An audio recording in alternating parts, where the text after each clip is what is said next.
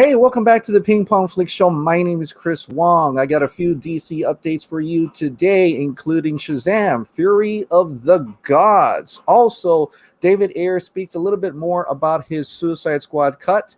Then we have a major update about the Ray Fisher versus Warner Brothers Justice League investigation, and also confirmation from Ray Fisher about The Flash. Now, before I get into that, of course, I have to thank my newest member of the Ping Pong Flix Show. I want to thank you to L Necron for joining the Ping Pong Flix Show. I truly appreciate it. I hope you get to enjoy the exclusive access videos folder for exclusive access videos to the Ping Pong Flix Show. And how can I forget? Thank you to the rest of the members of the Ping Pong Flix Show right here. So if you would like to join the family of the Ping Pong Flix Show, please click join below. Now on to the show. The first topic of the day is Shazam, Fury of the Gods plans for an early 2021 shooting start. This is coming from comicbook.com. Shazam, Fury of the Gods. Zachary Levi actually confirms this.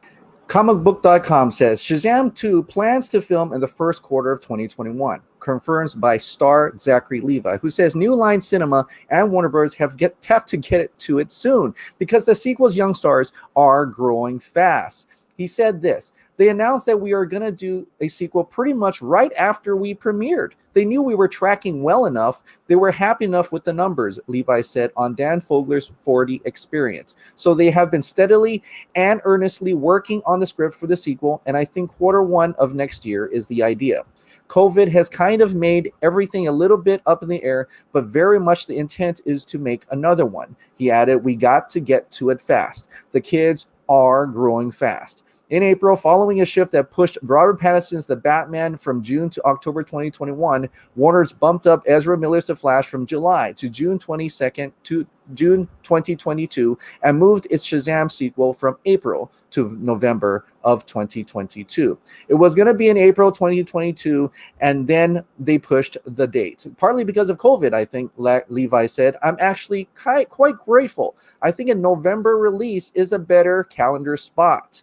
Before its early November release, it's going into the Christmas season, he added. Hopefully we can kind of float and keep it going into the holidays. Aquaman had the right before Christmas release and grossed $1 billion+.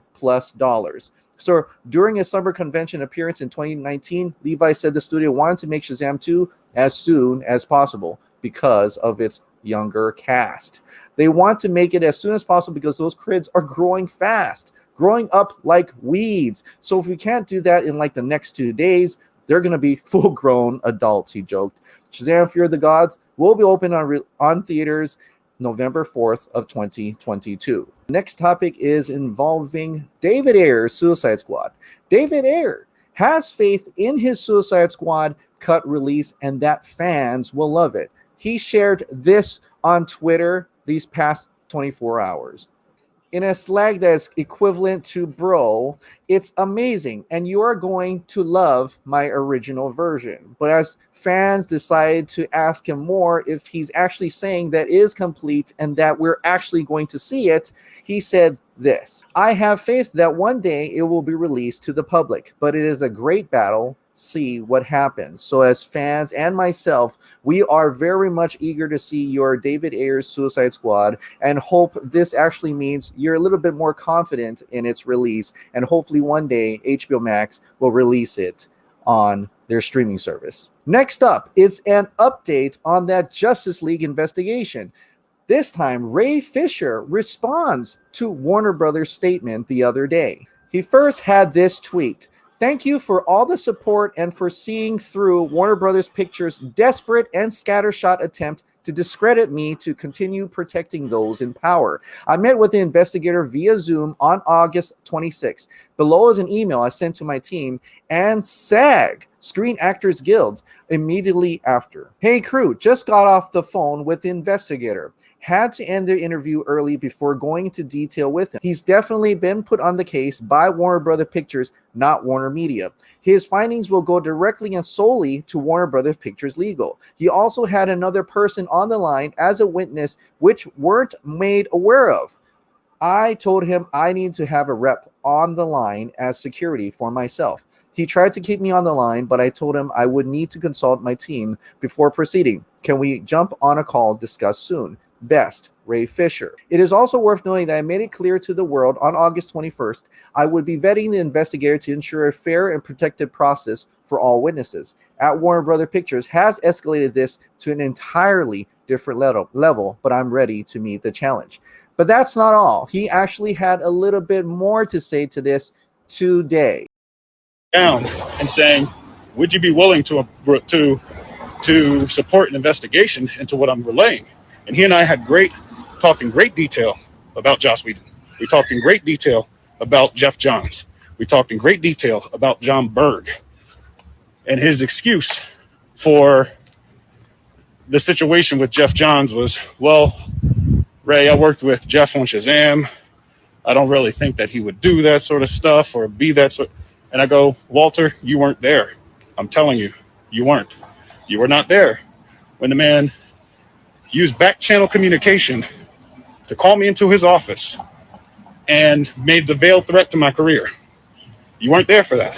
I said, you weren't there when Geoff Johns contacted me in 2018, a year and a half after Justice League, while I was shooting True Detective, to gloat, using back channel communications to gloat that there'd be another cyborg being used in the DC universe in the show that he was producing.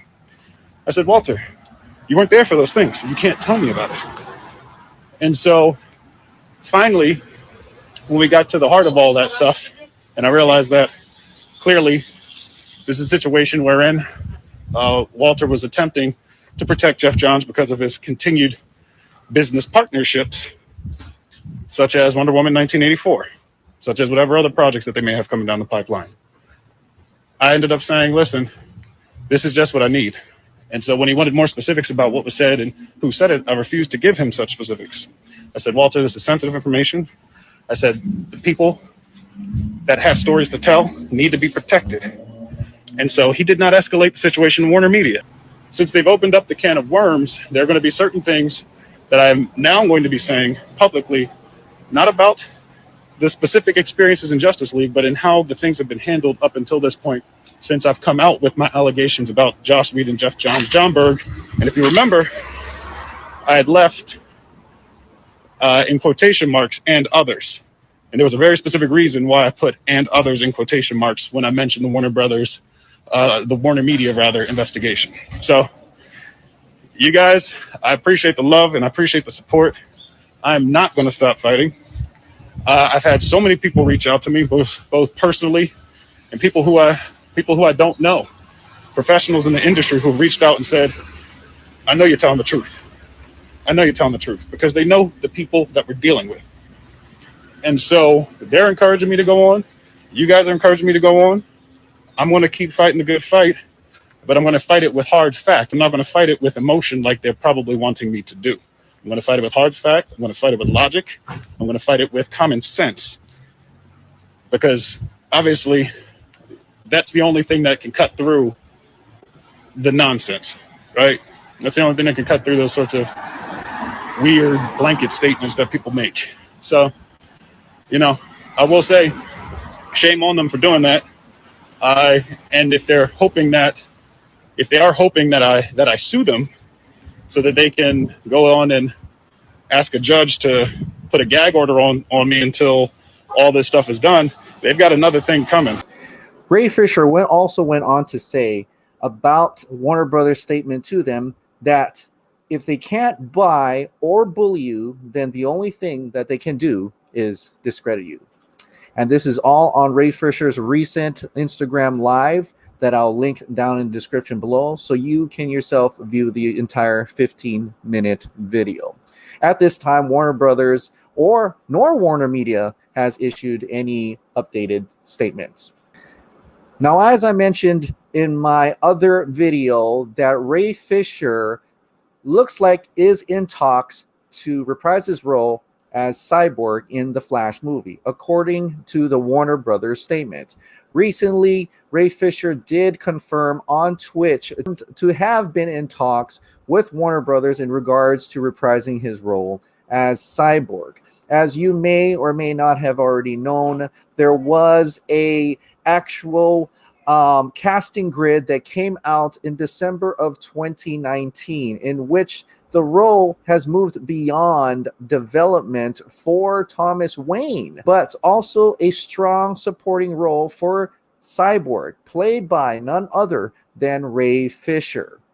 And I also want to note that the Flash showrunner, Eric Wallace, talked about Ezra Miller coming back for more. I am also told Ezra, with open arms, we would welcome him back. I would love to have him back for longer, for a full episode of The Flash, if we can somehow make it happen. So despite with the investigation going on, and it's unclear on Ray Fisher's role within the actual Flash movie, it does show that Warner Brothers, with all intents and purposes, still sees that the Flash would have other members of the Justice League. That also includes Ben Affleck returning as Bruce Wayne, also known as Batman, which I've been hearing that at this time Warner Max has approached him to return for a role as the Batman in possibly his own movie or series on HBO Max, in which talks right now rumored to say that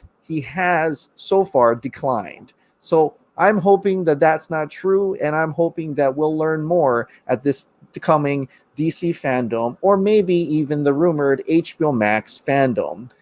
Until we hear confirmation from the official trades, we're just going to have to chalk that up as a rumor or behind the scenes talks for now. And I hope we get more information soon. All right. Well, thank you so much for subscribing. Thank you so much for watching. Like I said, if you enjoy this daily movie news, updates, shows, and video games, especially for DC, please click the like, subscribe, hit that notification bell, and keep this hot dog light on. And I'll see you next time. Bye-bye.